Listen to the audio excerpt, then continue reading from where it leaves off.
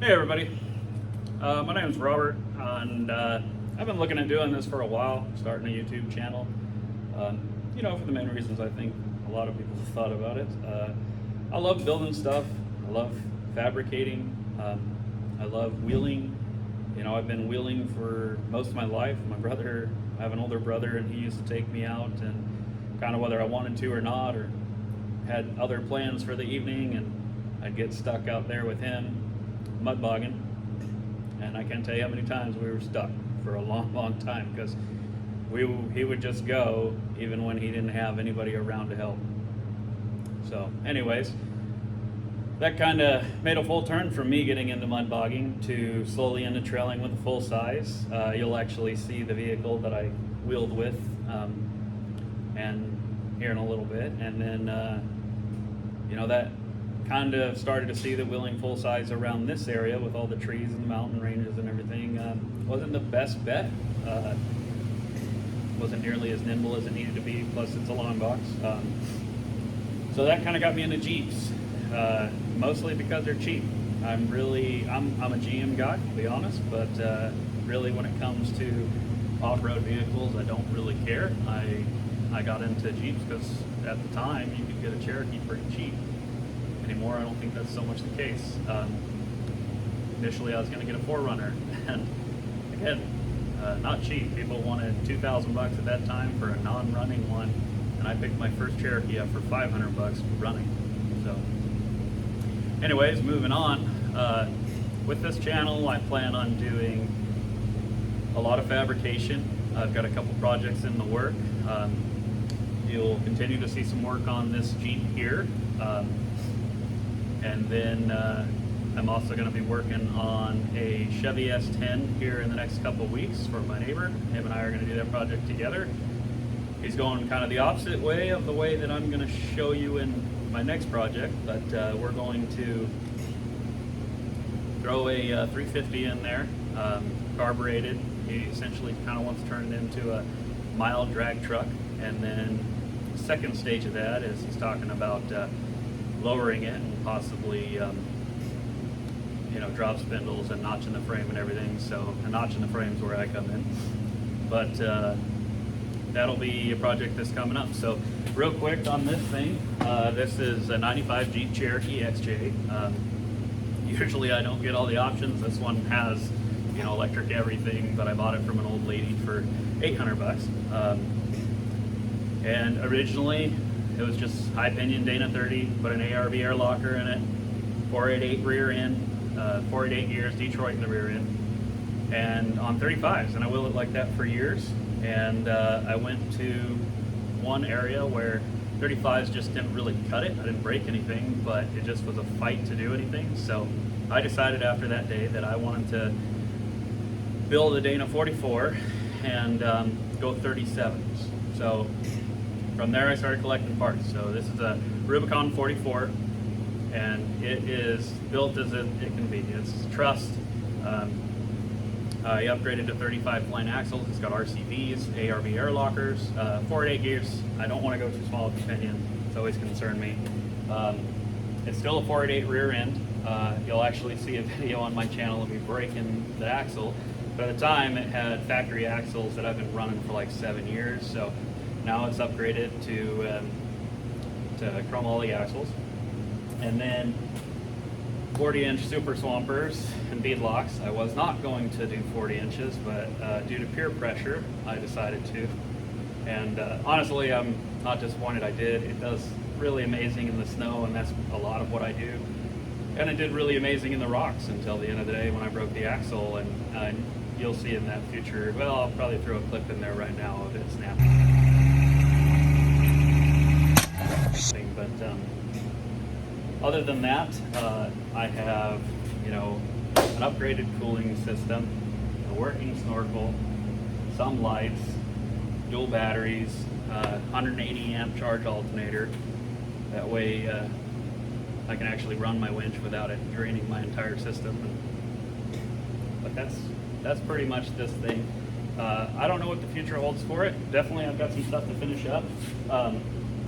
when I first did this, I stretched it and stretched it some more and stretched it some more, and I might even still stretch it some more. But so I cut my rock fenders off where at the point that I was stretching them, and I haven't yet put them on because I've cut it out a couple more times. But I'm getting to a point that I think I've got to do a little bit of stretching on the backside because I have come into contact with the passenger one. But I'm getting to the point that I can go ahead and put that all back together. So I'll weld it all back on, paint it, make it look nice again. Other than that, the Jeep's got a little bit of fade in the paint, and I've thought about doing bed lining the whole thing. Still need to finish this bumper. It was one of those temporary things that I threw on before that trip that I mentioned, that literally I took 30 minutes to just build all this. And I'm glad I did, because I hit a tree like twice on this side and once on that side, just slid over into a tree. And if it wasn't for this, I would have broke this all up. This actually did get broke, and it's epoxy right now. But and I'm working on building a rear bumper for it, or rather I will be. So all that stuff's gonna get finished up, and then I may end up selling it. It really depends, just because it's not really working for the family anymore, which kind of leads me into my next project. It's just, it's not comfortable. 2 kids, dog, well, 3 dogs technically, but we really only take the one. So we'll see what happens with this in the future. Kind of would love to keep it because it's been mine for a while, and I like it and it's fun. But at the same time, if the other rig I'm gonna build is gonna be a family build. And so if I had another rig, I would want it to be just a dedicated rock crawler, just, you know, a mean rock crawler. And honestly, if I was going to build a mean rock crawler, it's not a Cherokee. I would rather get my hands on something older, a Willys, a CJ, a Wagoneer, I don't know, something. Just something older and cool, and just, you know, go all out on it. So, that said, we'll move on to the next one. Right, here's my 75 Nova. I got this from my dad several years ago, kind of a swap thing. I wanted it ever since I was a kid, and kind of always told me no, but one day he wanted something I had, and we worked out a deal. But she used to be blue, but she sat in a field most of my youth without an engine. Once I got her, I put a big block in her, and I drove the piss out of it. And then decided to paint her, found some rust and some bad, in some spots, not bad, but decided to do some rust repair. Did said rust repair, but poorly because I was young, and I primered her, and she is kind of set in pieces ever since. So it's been like 20 years. This is going to be one of my projects. I'm not sure when I'm going to get it in. I'm going to kick off the channel with another project, but I do want to start collecting parts. I picked up an LS recently that's going to be for one of the other projects that I'm going to mention. But as soon as I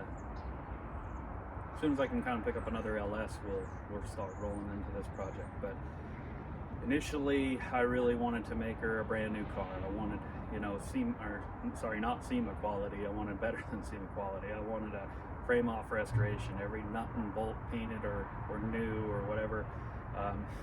And I think I just kind of let go of that dream. Could we get there one day? Sure, but for now I just want to get her running and driving.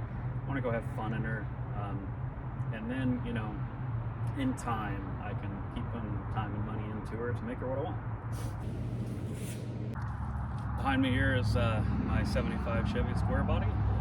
This was also my father's. I got it when I believe I was 20. Kind of hard to recall. He bought it when I was 6, I believe. So I grew up in it. I have memories of sitting on the floorboard because we were a family of 5, and my brother and sister would sit in the middle, and I would sit on the floorboard. Also, sitting in the very back, me and my brother, while we cruised down the roads and froze our asses over. So, but I got it from my dad. Basically, it just was old and tired, and he just didn't have the time or the resources anymore, or just the energy to keep up with it. Had a worn out 350. First thing I did was put a big block in it. And she was my daily driver for quite some time, up until around the time that me and my wife got married. She does not like it, mostly because the clutch is stiff and the seat it doesn't move, so she can't get close enough. But this is definitely going to be a project. She runs and drives right now. I use her around my property, but I want to put a little bit of time and money into her. I've thought about linking the front.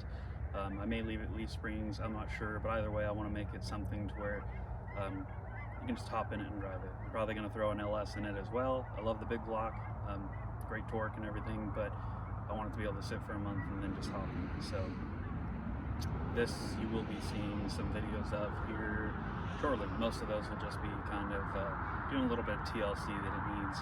I want to work on the seats so my wife can drive it easier because she uses it around the property as well.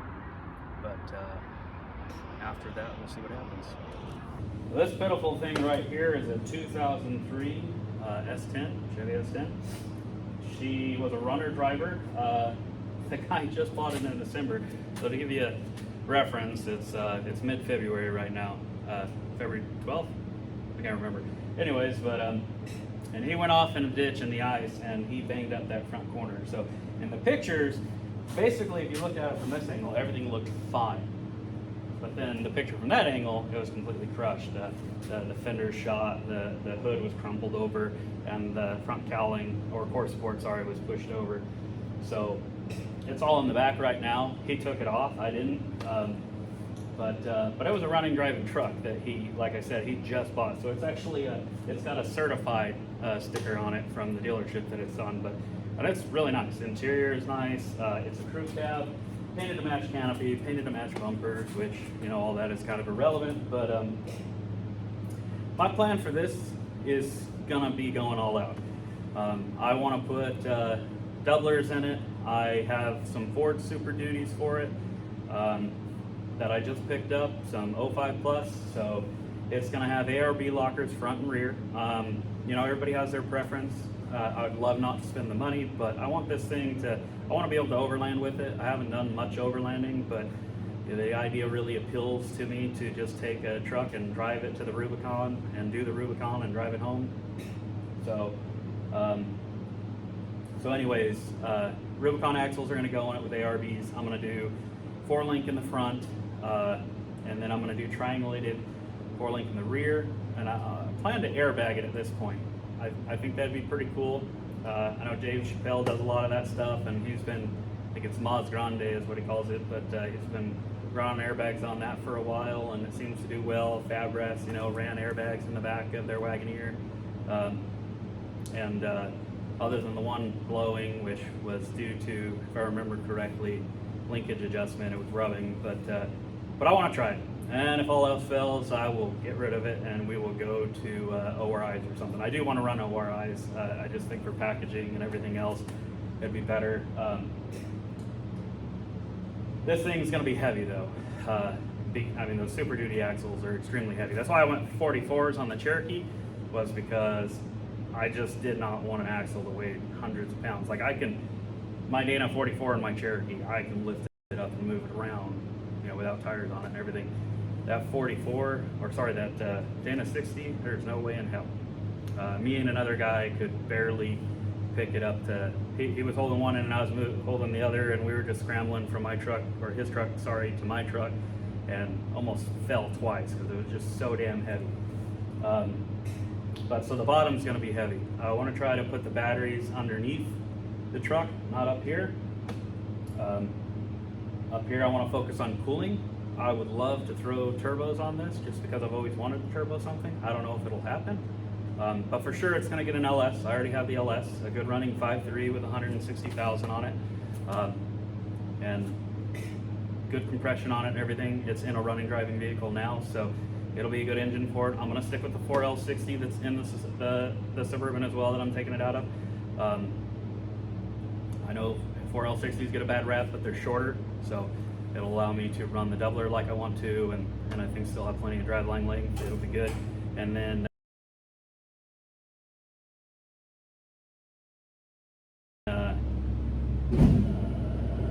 The only other thing I really think of at this point in time that I forgot to mention is the gas tank. I'm going to try to run, I want to run a, get rid of the saddle tank or whatever it's referred to as down the side of the body, and I want to run a rear tank like it is on the XJ. If I can, I'll use the tank out of the Suburban, build a skid plate, I don't care.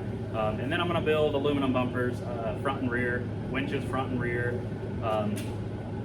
But my goal is going to be, I want to kind of do everything aluminum that I can to try to keep it light. But I want this thing to be good at everything, great at nothing. I want to be able to go snow wheeling with it. I want to be able to go and do trails like the Rubicon and have enough safety that I don't want to beat this thing up. But I want to have the strength that if I go to do like a trail like the Rubicon, I can drive home. So it's not going to be light for sure. My Jeep only weighs 4,700 pounds. This thing is got to be heavier than that for sure. But it'll be a good family wheeler, and I'm looking forward to it. So, but with that said, this thing is going to take me a while. Like I said, I have the axles, I have the engine. I'm going to start with the engine. The first thing that's going to happen is I'm going to start tearing it down and work on getting the engine in there. There's a plug-and-play wiring harness that I looked into that they'll make it to where everything just plugs in, so factory gauges work and everything. I think that's the route I'm going to go. It's like $800, but to be perfectly honest, I don't have the patience to sit here and splice wires and pull pins and not to mention the fact that I don't know how the LS wiring harness needs to go anyways. I could obviously figure it out, Google it, but I think I'm just going to probably pay that money to have a professional do it. And they allow you to do options, but I do want to put the ECM inside under the dash. But yeah, I'm really excited to do this project. It's going to take several months at least. I'm hoping that it doesn't take a year, but it may. I'm going to try to put out a video. I will be putting out a video once a week. But that's kind of everything. I'm into a little bit of everything. Dirt biking, four-wheeling with my kids. I don't know that I'll share much of that.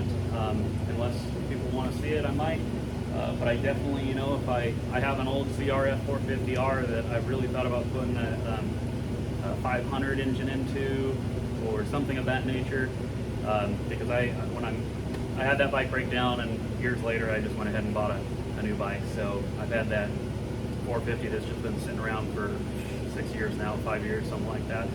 But I'd like to do something cool with it, or I need to get rid of it. But I don't have enough time on my hands to do everything I want to do now, so that's kind of why I'm doing this, and I'm hoping that it pans out, and I hope that you guys enjoy the content you get.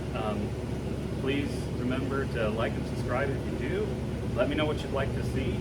Plan on reading the comments, and I plan on, obviously I'm going to do what I do, because if I can't do that, there's no point in having the channel, but if I can accommodate some people's requests, I definitely will. If people want to see more wheeling videos, I can do that. At this point in time, I mainly plan on focusing on fabrication, but we can do a little bit of everything. So, thanks guys.